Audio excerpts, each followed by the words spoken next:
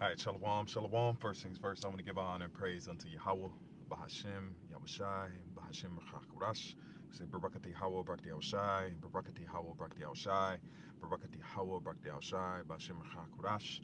And we give double honors to our apostles and our elders, which are the apostle elders, great millstone, which feed us with knowledge, wisdom, and understanding through the spirit and power of Yahweh Yahushai. Let's jump right into this lesson. This is a update. I've been watching the situation, doing some research and looking into the situation that's going on currently.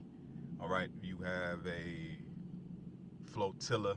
All right, Russian warships, Russian planes, Russian special forces has been sent to Venezuela, and they did a breakdown of the boats that were being killed or being shot. Those boats, they said that they had to refuel. There wasn't enough fuel on those boats for them to get to the U.S. or have any kind of dealing with the U.S. All right, they might have been going to a port close to, I want to say, the Caribbean country that was close to them. Damn, I forget the name of the country, but if it comes up, Lord willing, I'll pull it up. But this is and you have generals, all right, you have reports that generals have stepped down concerning this situation because there's a schism in the situation on how it should be handled. But this is right here is a theater of war.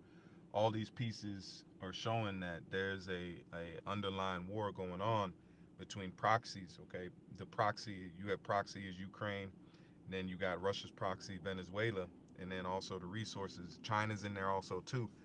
They've been doing deals, contracts. They have businesses that are in Venezuela. They have different advisors.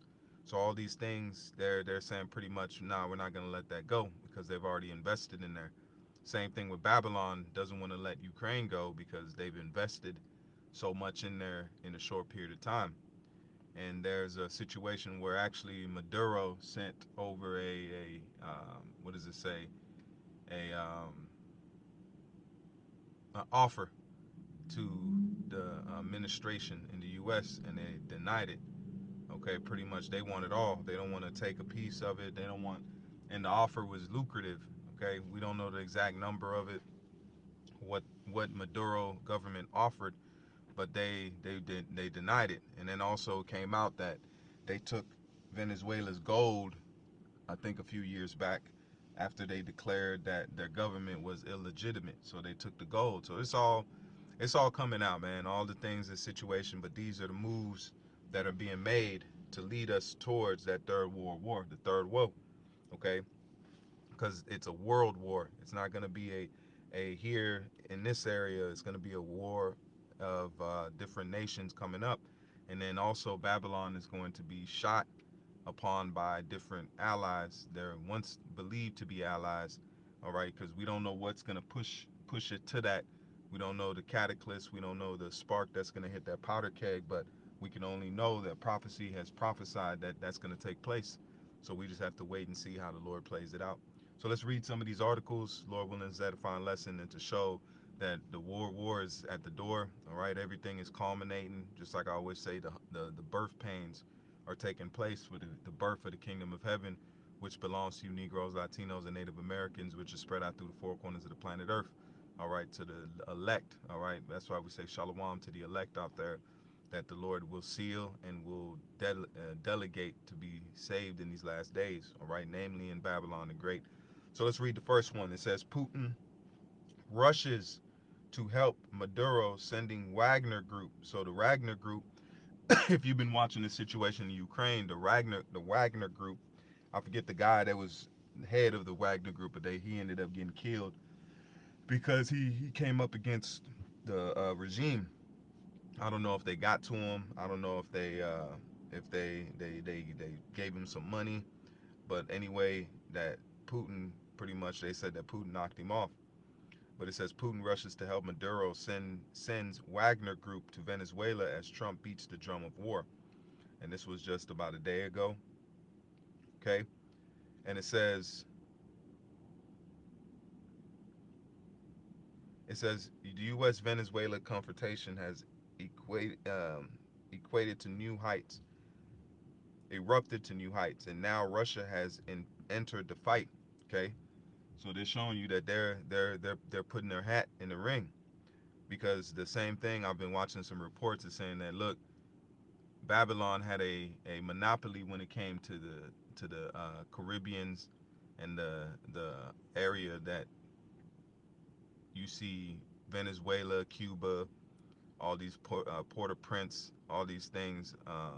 These places were strictly governed by Babylon, but then now you see them losing that control. That's why Russia sent those uh, um, those fighters and the military presence, because they're telling Babylon that, look, you send missiles and things to our back doorstep, so we're gonna send things to yours. All right, so it's a one. You do this, it's tit for tat. So they're going back and forth because Yabashimi Al-Shai is moving the goalposts. It says Venezuela confrontation has erupted to new heights, and now Russia has entered into the fight. Recently, a Russian military transport plane landed in Caracas, signaling Moscow's direct involvement in the crisis. For Washington D.C. is a clear challenge. It's a clear challenge in its own backyard. The U.S. has already committed 10,000 troops, warships, F-35 jets, and special forces to the Caribbeans. The U.S. says that the buildup is to combat drug trafficking, but critics warn that it looks more like a regime change operation in Venezuela. U.S. President uh, Nero, who once boasted of being the only modern U.S. leader not to start a new war and pushes for historic peace deals in virtuous various parts of the world, now finds himself on the brink of another conflict, this time in Latin America. So everything is moving towards that they're going to war. All right, they've set the tone. They've given out the warnings. They've let the world. They've let Venezuela know.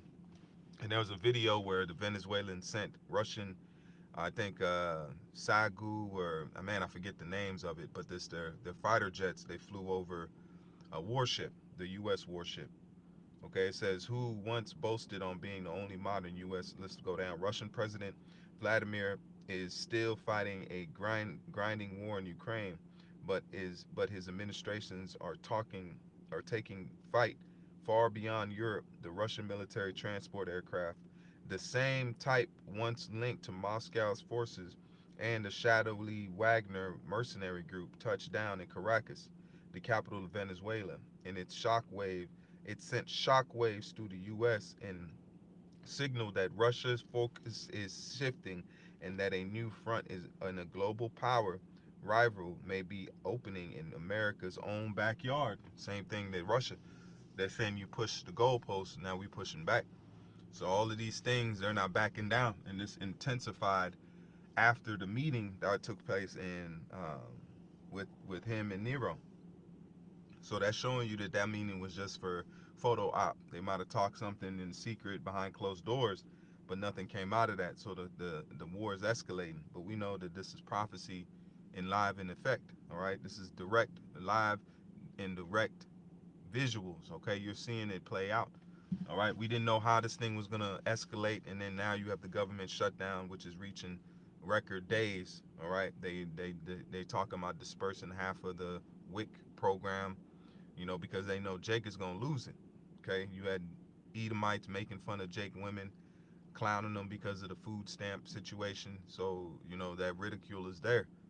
It says according to the flight tracking data, a transport plane operating in Avikan Zitrans left Russia on 22nd of October.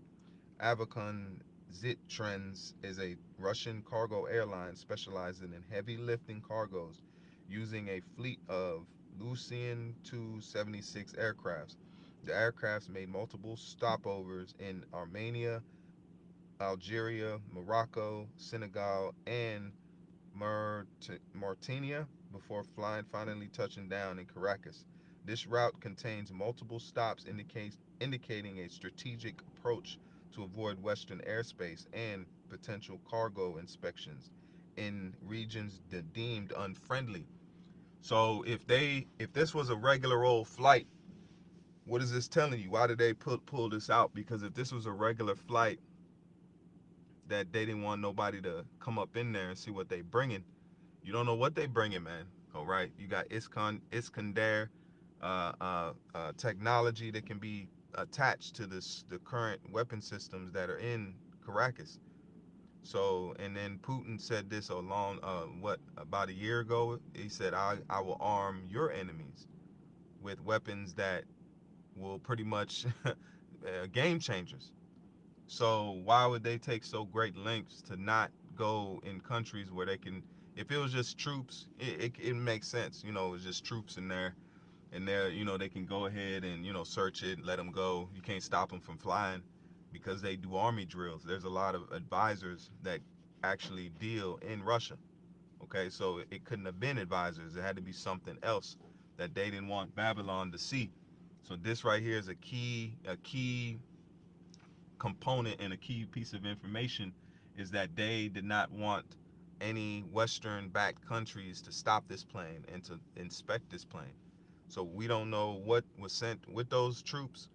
We don't know what the containment of that plane contained, but it's got to be something that they want under the radar. Okay, it says